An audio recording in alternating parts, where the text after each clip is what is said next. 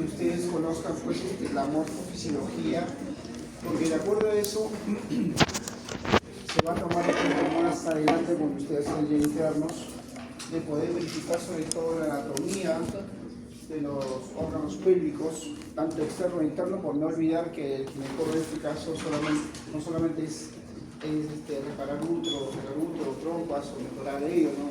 También la parte estética, los labios. Hoy en día pues está el boom de la estética, ¿sí o no? Y ginecología tampoco no se queda de lado ante esa situación.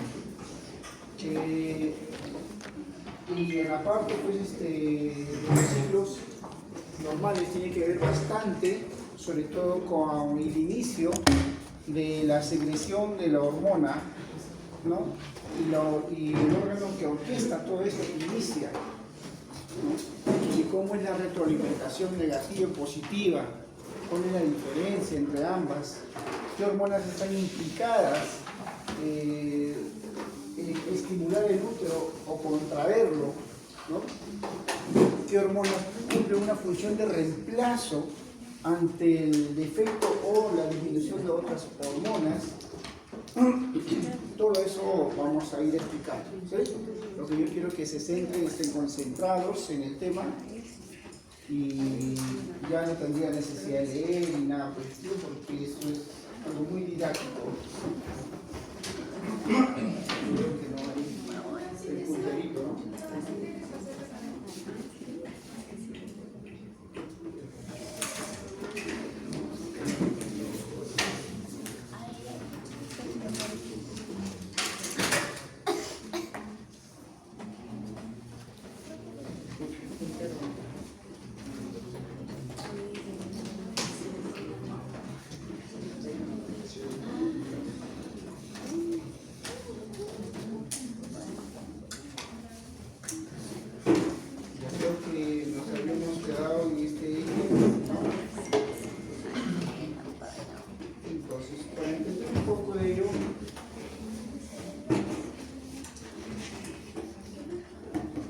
Para entender en este caso, pues, cómo es iniciar todos los ciclos que voy a mencionar, es reiterar una vez más de que el hipotálamo es el órgano principal de toda secreción, donde inician todos los cambios, secreción de las hormonas primordiales o iniciales, que va a conllevar al cambio del organismo, en este caso de mujeres.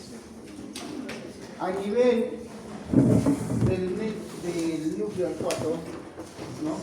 Se va a iniciar la secreción de una hormona liberadora, como su propio nombre menciona, libera otras hormonas, en la cual esta hormona liberadora de gonadotropinas va a ir a través de un conducto, que es el tallo. Esta hormona va a liberar a nivel de la hipófisis, sobre todo en la hipófisis anterior o adenohipófisis, toma el mismo nombre, va a liberar dos hormonas. La hormona liberadora de la hormona FSH y LH. Estas dos hormonas, que son principales precursoras de las hormonas gonadales o de los ovarios, lo que va a conllevar estas hormonas van a ir a nivel de las gónadas o ovarios a unos receptores y con ello pues la secreción de estrógenos y progesterona. Entonces, ¿para qué nos sirve todo ello? Tanto los folículos estimulantes, LH, estrógenos o progesterona. Nos sirve todo ello para el crecimiento folicular, la ovulación, la formación del cuerpo lúteo.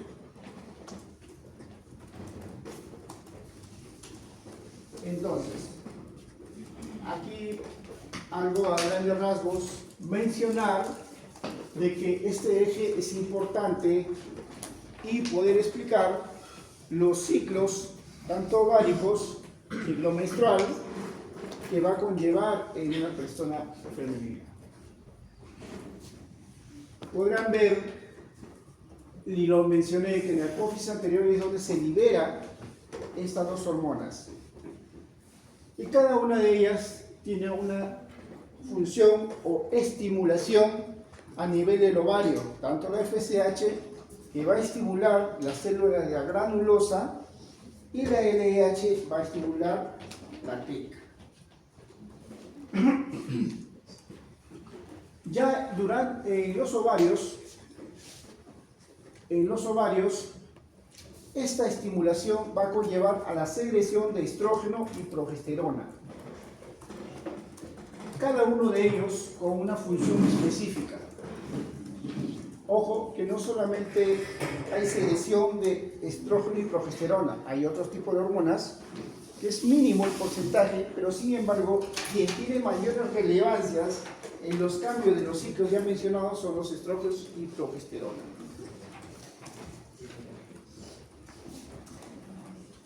Dicho esto, mencionar, este es el resumen, donde se encuentra el hipotálamo, la liberación, cuál es el segundo órgano de secreción de hormonas de la FSH-LH, y el último, pues son el producto, estrógeno y progesterona. Muy bien. Entonces, vamos a ver si tenemos otro gráfico más bonito. No, acá ya hablamos de gonodoquinas. Entonces, mencionar, ya, esto ya es durante el ovario. Entonces, no olvidar que la FSH y LH, la FSH va a actuar a nivel de la célula de la granulosa versus la LH que va a actuar a nivel de las TICs.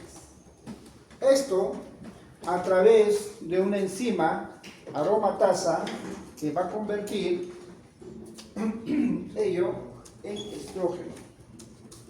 Y en la teca lo que va a conllevar ello es a unos andrógenos. La LH va a tener sinergismo o va a haber unos receptores de LH, y esto a través de una enzima, adenosín monofosfato cíclico, va a conllevar a la producción de andrógenos.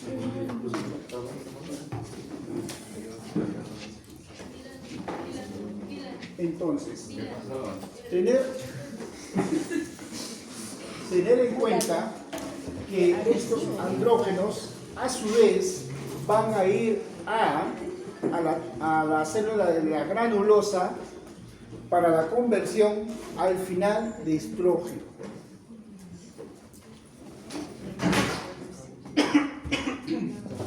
Entonces, este es un ciclo que prácticamente tanto la LH como la FSH trabajan con un fin común, que es la producción de...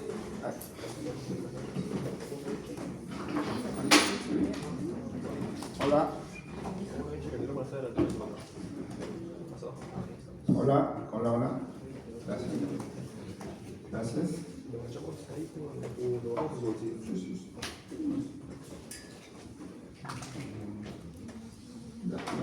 Gracias. Bueno, entonces mencionar de que tanto en la célula de granulosa como la célula o la capa de la granulosa y la teca son lugares específicos al final para la producción de estrógenos. Al final, el fin común de el lugar de donde se inicia o se continúa, el producto final es el estrógeno. Ahora,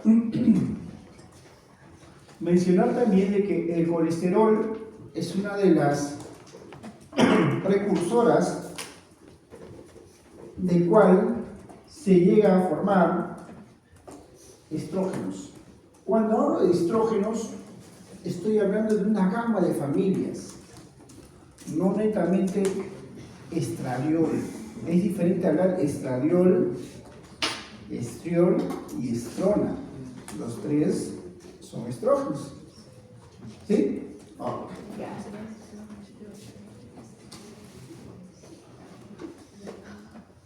Entonces,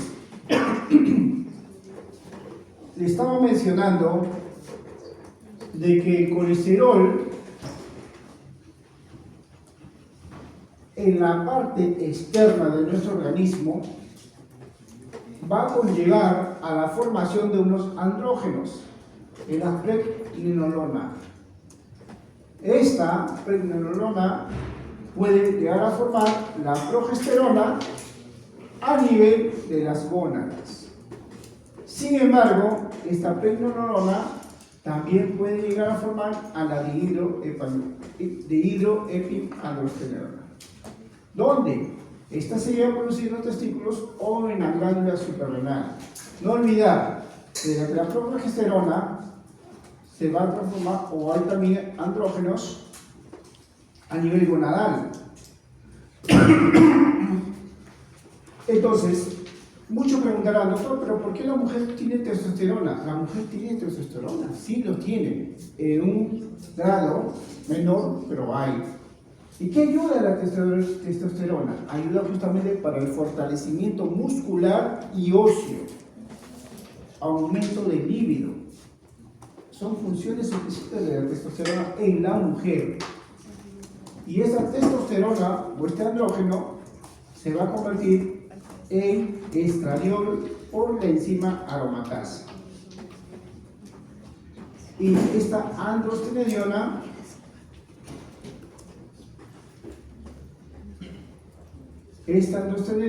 a través de la enzima aromatasa en la parte externa de nuestro organismo se llega a formar estrona. Esta hormona o este estrógeno, estrona, llega a ser prácticamente el estrógeno de la menopausia. Y este estrógeno, que es el estradiol, que es el estradiol de tri, es el E3. Este E3 es el estrógeno principal de la gestación. Estén atentos, chicos, ¿ah? No escriban nada. Dentro acá. Porque esta vez ya no voy a repetir. Atentos. ¿Sí? Muy bien. Si han prestado atención muy bien en la conversación acá, va a ser mucho más fácil los ciclos que voy a mencionar. Bueno, pero antes de ello, vamos a mencionar acerca de los efectos de cada una de las hormonas. El estrógeno, como mencioné, conlleva a un control de retroalimentación negativa en la FSH y LH, una regulación positiva de los receptores de estrógeno, de progesterona y LH, cambio de sexos secundarios en la pubertad femenina, inicio y promoción del brote de crecimiento puberal, cierre de la placa de crecimiento epifisiario, aumento de las mamas, sostensión del embarazo y aumento de secreción de prolactina. Hay múltiples funciones más, pero esto es lo más específico.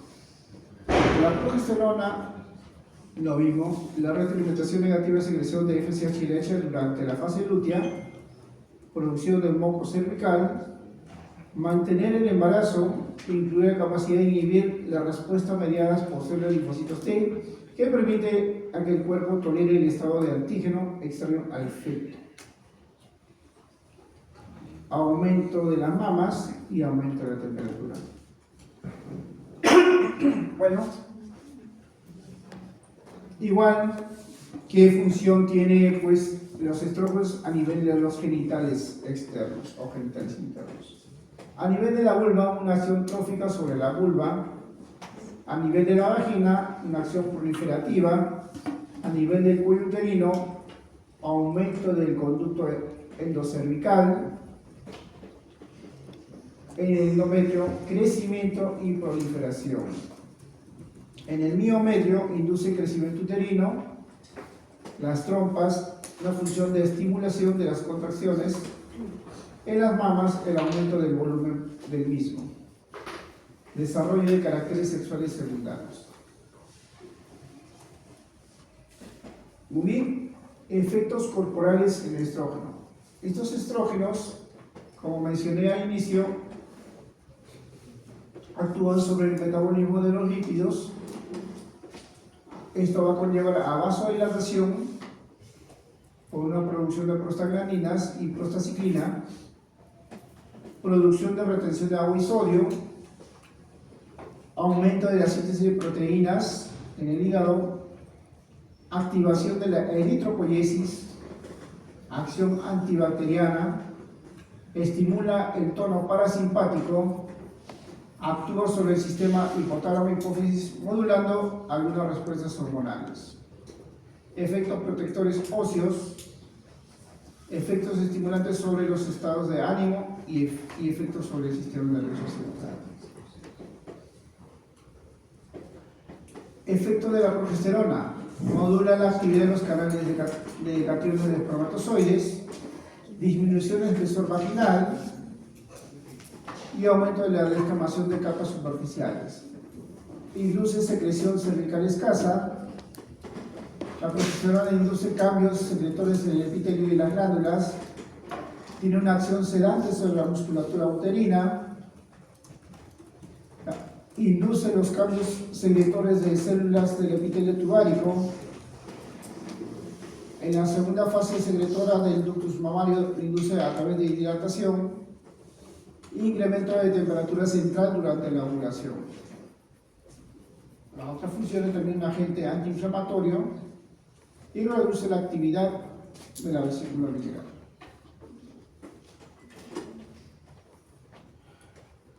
Muy bien, entonces,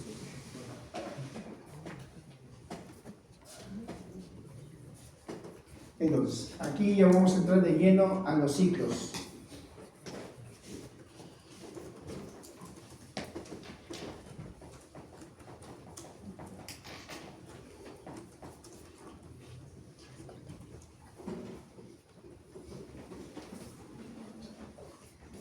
Bueno.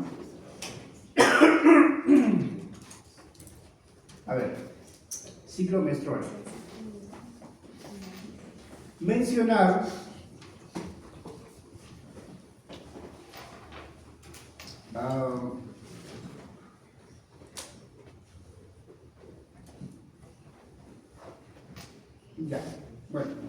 mencionar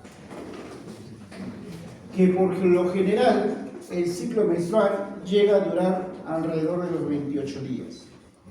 Entonces, hay dos partes. Es la fase folicular o proliferativa y la fase lútea o de progesterona. Generalmente el ciclo menstrual llega a durar alrededor de 28 días.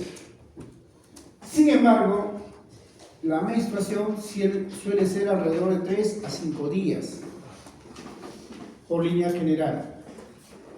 Ahora, cada una de las fases folicular o lútea o estrogénica o proliferativa, no se sabe cuánto dura cada uno de ellos, pero lo que sí se sabe es que la fase lútea suele durar alrededor de 14 días. Tomando en cuenta ello, si la fase lútea durara 14 días y la menstruación durara alrededor de 3 a 4 días, la mnemotecnia matemática es 14 menos 3, ¿cuánto es? 11. Entonces, 11 días es lo que dura la fase proliferativa o estrogénica. Dicho esto, doctor, no, pero yo no arreglo a los 28 días, yo arreglo a los 32, 33. Entonces, misma mnemotecnia. 32 menos 14, y esto 14 menos 3, y este es lo que dura la fase proliferativa. ¿Estamos? Entonces, tomando en cuenta los días que dura la menstruación, si esto sucediera menos de 21 o mayor a 35 días, hay dos patologías clásicas. Si es menos de 21 días, se toma el nombre de una patología que se llama polimenorrea. Si es mayor a 35 días, se llama oligomenorrea.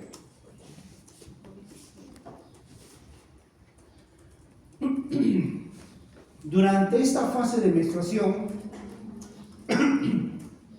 va a conllevar a la estimulación y producción de estrógeno y progesterona en su menor cantidad. Llegando al ciclo medio, que alrededor de los 14 días, se produce la ovulación. Esta ovulación suele ser diferido con el pico o coincide con el pico alto de LH.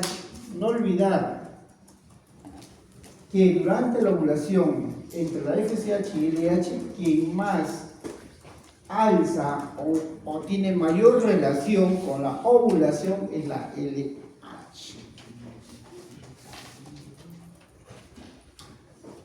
Bueno, entonces, esto es con respecto al ciclo menstrual o fase folicular y fase lútea.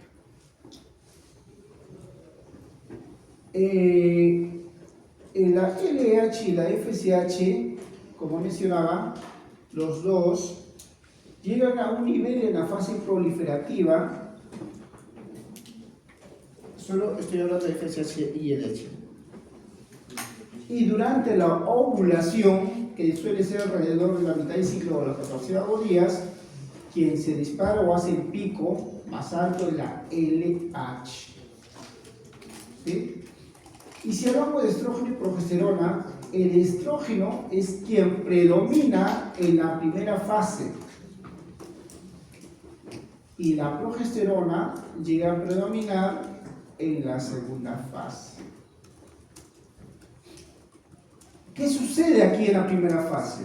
Lo que sucede es que el moco a nivel cervical se encuentra filante, cerca al periodo de ovulación, en el cual, si llegase a venir un espermatozoide, se podría producir la fecundación.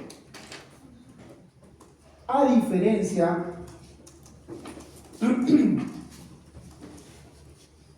diferencia de la fase proliferativa o fase secretora, u otros llaman fase lútea inclusive, se produce un pico aumentado de progesterona.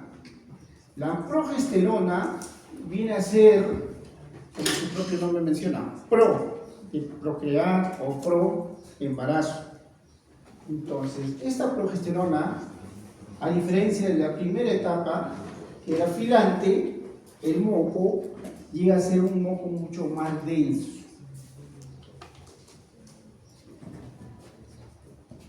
La progesterona. En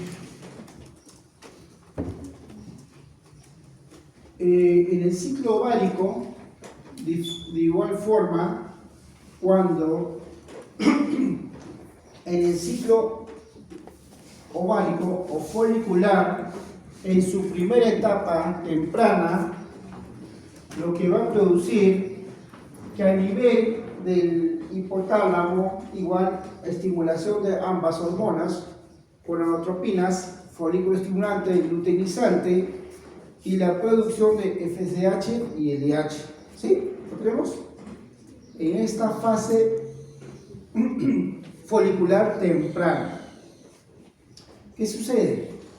De que la estimulación de producción de ambas hormonas, estrógenos y progesterona, lo que va a conllevar que estas hormonas a nivel del ovario, en la capa de la granulosa, para la transformación, gracias a la enzima aromatasa, el estrógeno. A nivel, la LH, a nivel de la teca, por estimulación, que va a conllevar a la transformación de andrógenos. Estos andrógenos van a pasar a la célula granulosa a través, gracias a la enzima aromatasa, para la transformación de estrógeno. Ese es un ciclo. Este ciclo va a conllevar, al final todos trabajan, ¿dónde? En la célula granulosa, si se da cuenta, con la finalidad de hacer estimulación y producción de estrógeno de manera muy continua. Tanto es así que estos estrógenos van a conllevar a una sobreestimulación arriba para la secreción de la FSH. En conclusión, como hay varios ovocitos, porque les mencionaba al inicio que el ovario lo que hace es enviar ovocitos, no óvulos, ovocitos. Hay múltiples ovocitos, 3, 4, 5, 6, 10, pongamos un ejemplo, ¿verdad? Estos 10 ovocitos, como un ejemplo, hay uno que va a ser estimulada gracias al efecto de una sobreexageración secretora de estrógeno. Esta a su vez va a haber un aumento de la FSH. Este ovocito va a conllevar a que haya también más receptores y por tanto no va a haber FSH en otros ovocitos. ¿Me dejo entender? Y esto conlleva a la atresia de los ovocitos, los 9 ovocitos que quedaron. ¿Sí? Entonces, ¿qué sucede? De que este ovocito ya sobreestimulado, si es que este ovocito sobreestimulado va a conllevar ello, llega a la ovulación, es una etapa de la ovulación, sigue el mismo ciclo, pero ya en la etapa de la ovulación, al ver que hay demasiado estrógeno, va a tener una señal a nivel central, hay demasiado estrógeno, ya no mandes más FSH y se corta el LH, disminuye la FSH. Sin embargo, la LH es la que aumenta durante la ovulación. ¿Sí? Esa es la fase folicular temprana, folicular tardía, que es la ovulación. ¿Lo tenemos claro? Entonces, si llega el espermatozoide durante esa etapa, bueno, se produce este ovocito, o perdón, óvulo fecundado por el espermatozoide, lo que va a conllevar es a la formación del cuerpo lúteo. La formación del cuerpo lúteo suele durar 14 días. Esta formación del cuerpo lúteo lo que va a conllevar es a la secreción de progesterona. También segrega estrógeno, sí, pero en su mayor reacción es la progesterona.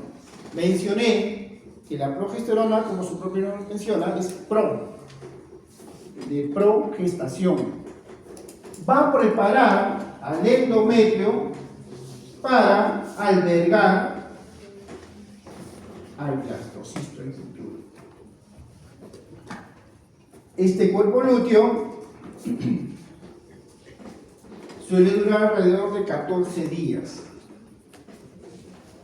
Entonces, el cuerpo lúteo, una vez que la persona esté gestando o el óvulo fecundado, este cuerpo lúteo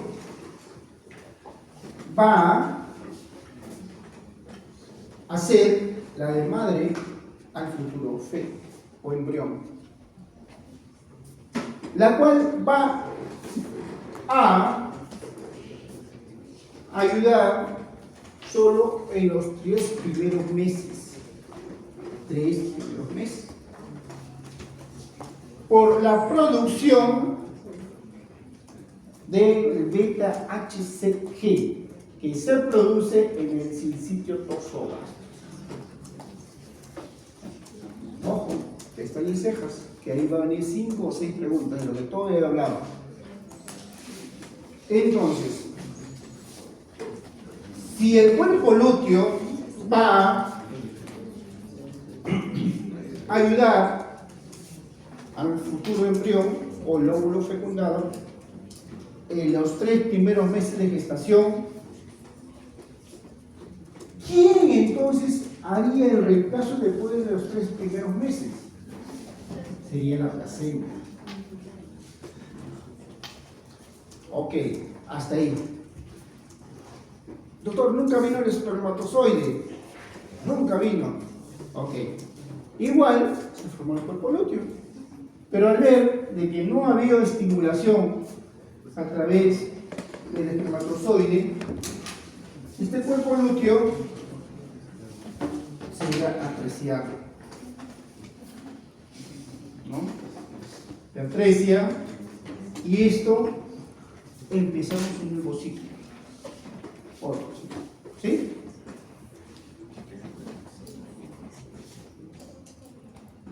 Muy bien. Dicho esto, aquí están lo que mencioné de la fase folicular temprana, tardía y los cuerpos lúteos, ¿no? Hay 2 fases.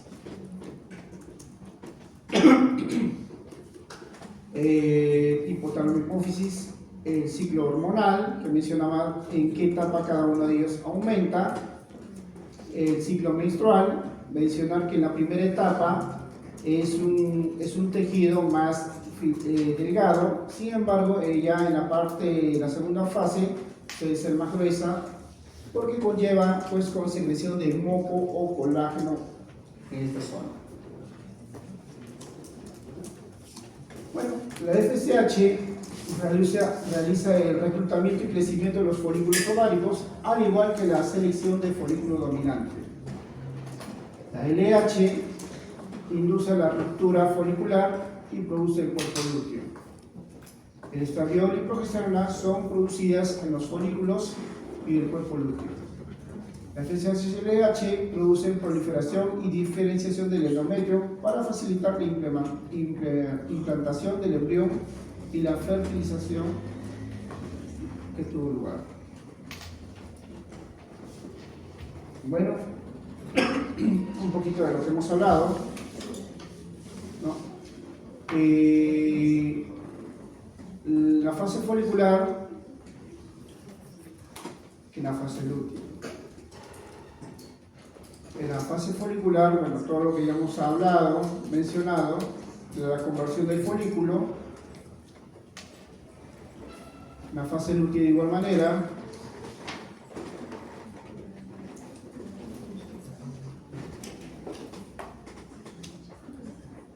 Este es un resumen de lo que hemos mencionado en la fase folicular, ciclo menstrual y en fase lútea.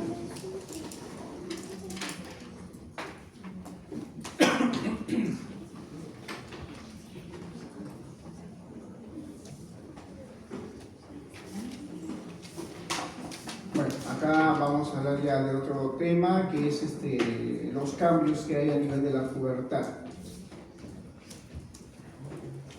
Y de ahí vamos a hablar acerca de la respuesta sexual de la mujer, que es un tema corto, pero tiene que ver bastante también con la selección hormonal.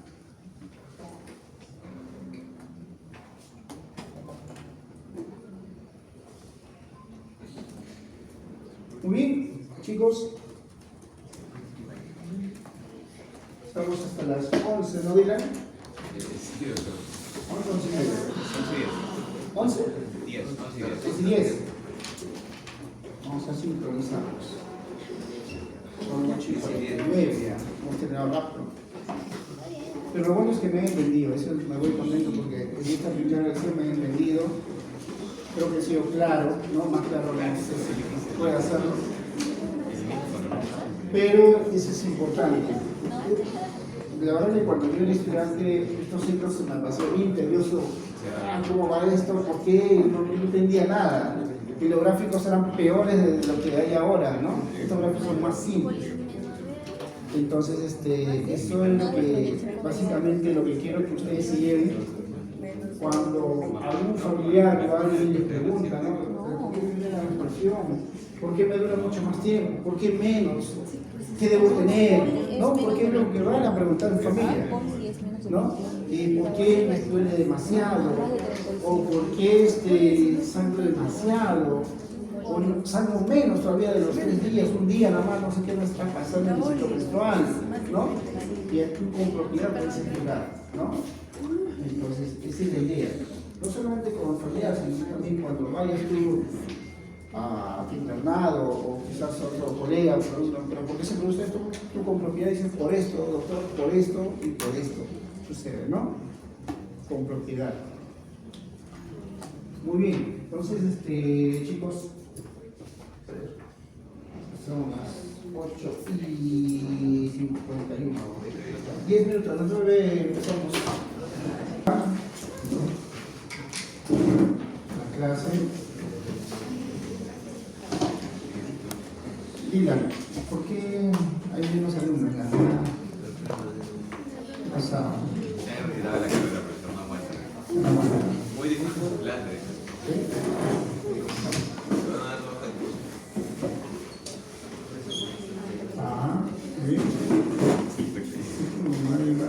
Muy bien. No, por ejemplo, no yo. Me acuerdo de no.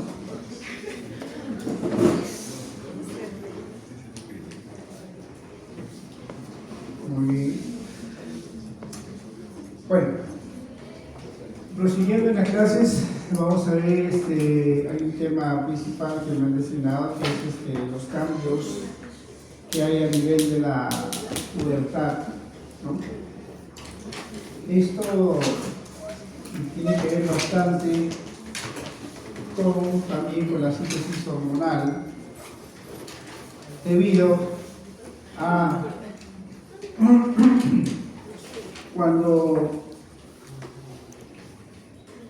cuando uno está gestando, o una mujer gestante, lo que conlleva es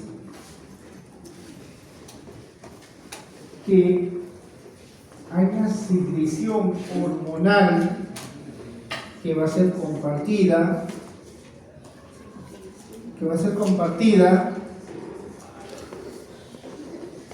al feto. Entonces, esto suele ser en su pico más alto alrededor de las 28 semanas de gestación. Ya durante el parto, los neonatos se van a ver suprimidos de las hormonas maternas. En pocas palabras, durante la gestación, la madre es quien da o conlleva a pasar las hormonas a los fetos. Y esto se depriva durante el nacimiento o en sus primeras horas de vida. Esto explica por qué en los neonatos tanto las hormonas, las gonadotropinas, están cero, no hay nada.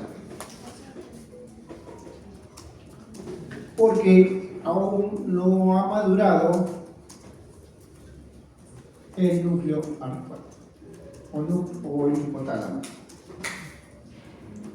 Sin embargo, esto se da hasta la prepuberal o prepuber, que tanto las gonadotropinas van en base, línea base. Pero en la etapa de la pubertad es donde ascienden las gonadotropinas. En la etapa de la pubertad. Ya en la etapa reproductiva, o sea, estamos hablando ya de la menstruación y todo, en la etapa reproductiva, estas gonadotropinas llegan a ser muchas más amplias y continuas. Y esta etapa de la edad reproductiva suele elevarse por la estimulación de la hormona liberadora de gonadotropinas, la LH. La LH da picos. El tiempo de vida media de la FSH sobre la LH, el tiempo de vida media de la FSH durante la etapa reproductiva es larga, versus el tiempo de vida media de la LH es corta en la etapa reproductiva. En la etapa reproductiva la FSH es larga y sostenida. En la etapa reproductiva la LH viene a ser corta y aguda. Ya entrando a la etapa de la menopausia o posmenopausia, estas gonadotropinas FSH y LH se invierten. La LH viene a decrecer, no es que desaparezca, decrece. A diferencia de la FSH, aumenta. Entonces, la FSH en la posmenopáusicos, la gonadotropina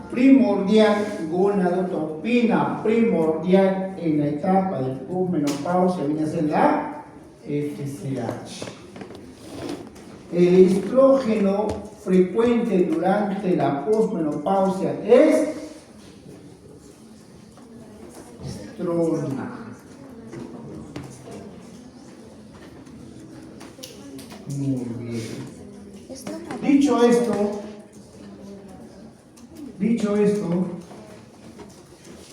el primer cambio que se da a nivel de la pubertad viene a ser los vellos a nivel axilar, a nivel púbico, a través de una estimulación de andrógenos, dado que la glándula suprarrenal va madurando y con ello a la secreción de andrógenos. Y estos andrógenos van a estimular el crecimiento del vello a nivel axilar. Sin embargo, el primer cambio de la pubertad viene a ser la telargia. Telargia. Y esto, la aparición del botón mamario.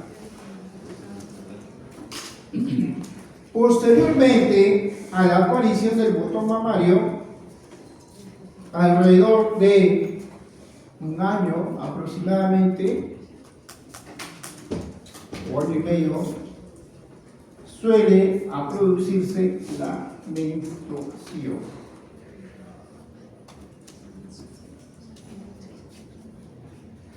Muy bien. Entramos a otro punto, que es la respuesta sexual femenina. ¿Qué consiste esta respuesta sexual femenina? Esta constituye por 5 fases.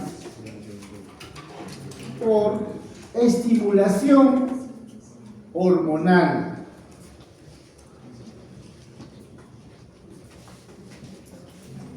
Mencionar de que esta fase de respuesta sexual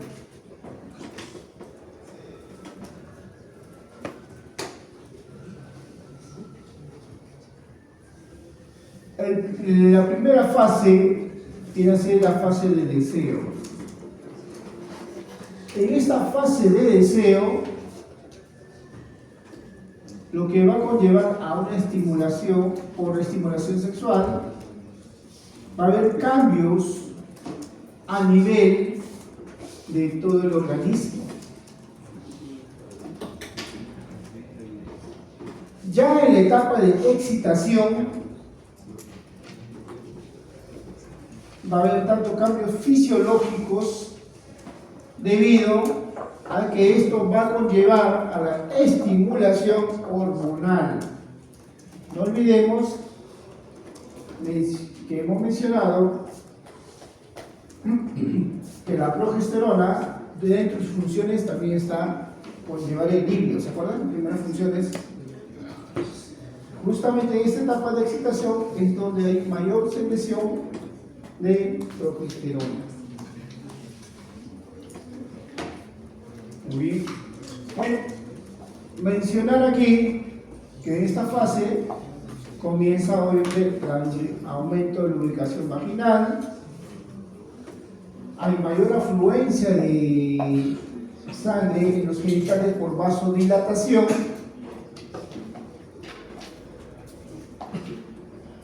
los labios mayores se abren y crecen por estimulación hormonal, los pezones suelen aumentar y erectarse.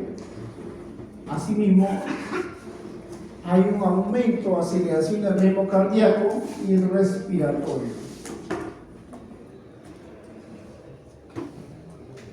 En la fase 3 o de meseta viene a ser la prolongación de la fase de excitación. Esto, a medida que continúa con la estimulación sexual, la excitación y los vasos congestivos se hace mucho mayor. Hay un aumento de la tensión muscular, la cual acelera tanto el ritmo cardíaco y respiratorio. En la zona de los genitales externos, en los clítoris, se retraen las mamas, siguen aumentando de tamaño, la areola se dilata. La zona vaginal continúa en dilatación y aumenta la congestión vascular de los labios menores. En esta fase es característico el rubor sexual en las zonas de la piel debido al aumento de circulación sanguínea.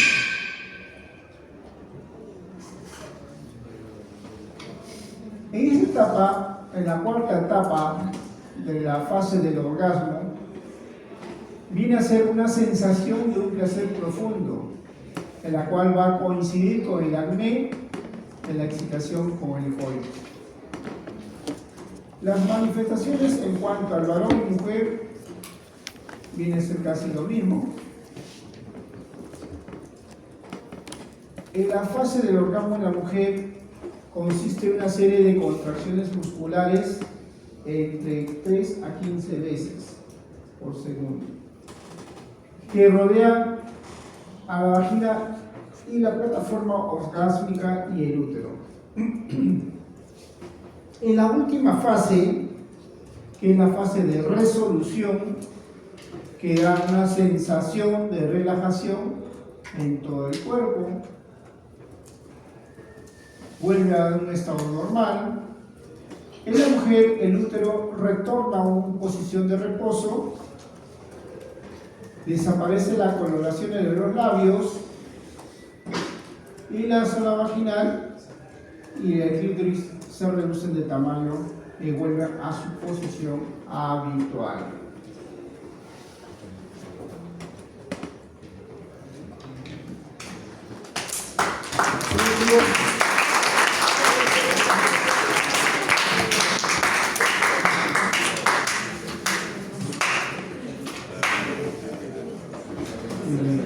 Bueno, eso ha sido prácticamente todos los temas que se me han dado en cuanto a morfofisiología, ¿no?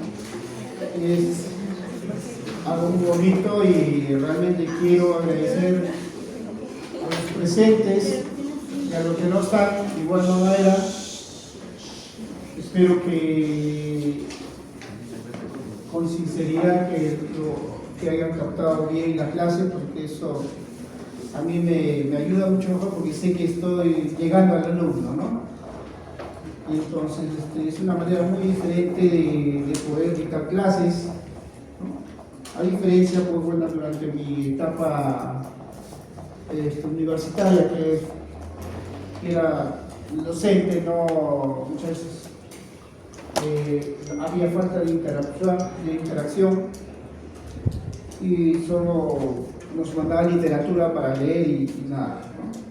Pero bueno, ustedes tienen una herramienta muy especial, ¿no? Que tiene pues, la parte tecnológica, pero la parte tecnológica no reemplaza la parte humana, jamás se lo va a reemplazar, porque nosotros tenemos un cerebro único, nosotros dominamos a las máquinas, ¿sí?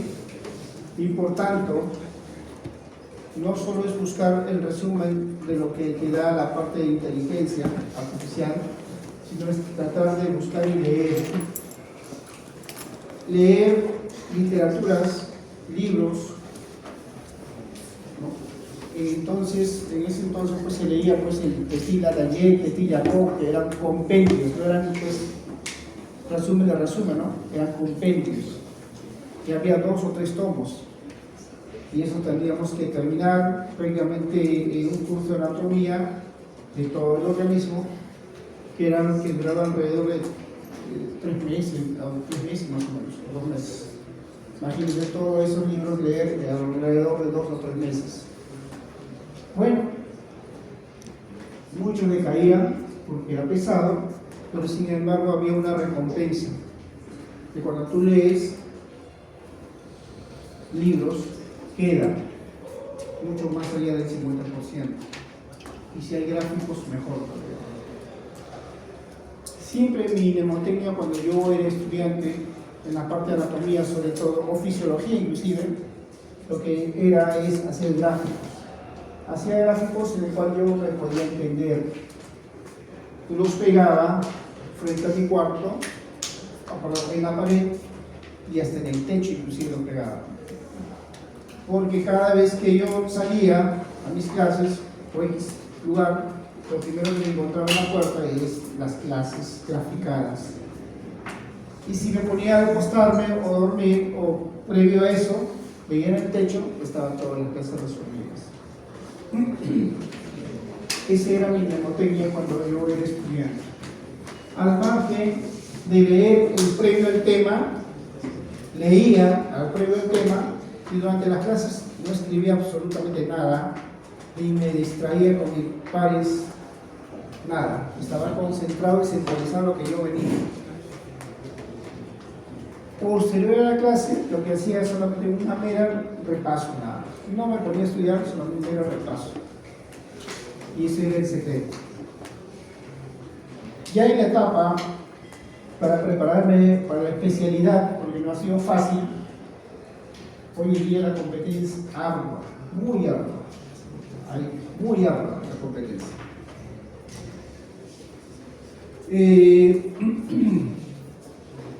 El secreto en mí era, bueno, me preparé alrededor de un año en diferentes academias, que quizás ustedes conocen, el Team Medi y otros más, pero básicamente yo me preparé en el Team Medi un año completo. Durante esa etapa, bueno, iba a todos los exámenes que había, los simulacros de USAMEDIC, CM y no sé qué otras cosas, academias más, del colegio médico, e inclusive pues de universidades extranjeras, ¿no? Como el MIR, por ejemplo, ¿no? Uno de ellos. Entonces, eso me goza mucho de que tuve oportunidades de poder mejorar. Sin embargo, el secreto está en que cada clase que ustedes tengan, un libro por leer, el resumen, lo que tengan, traten de grabarlo. Lo graban en su celular, ¿no? ¿Vos? ¿No? Bueno, ¿qué opinas? Todo. Esas mismas clases, en su celular, compré un audífono, ahora creo que son inalámbricos, y lo escuchan en el carro, cuando están caminando, todo. Y eso, por ende, queda. Yo solito me acuerdo que hice todo lo que he aprendido durante la etapa antes de la especialidad, para prepararlo. Y queda, y eso es un secreto, un tips que les doy a ustedes que todavía están en formación. Entonces, y lo último, despejar algunas dudas, porque sé que antes del break algunos pues tenían algún grado de duda. Lo importante es que ustedes despejen toda duda que tengan. No, que me da vergüenza preguntar, el doctor ya lo dijo, esto, no. Tanto de ustedes están en formación y tienen todo el derecho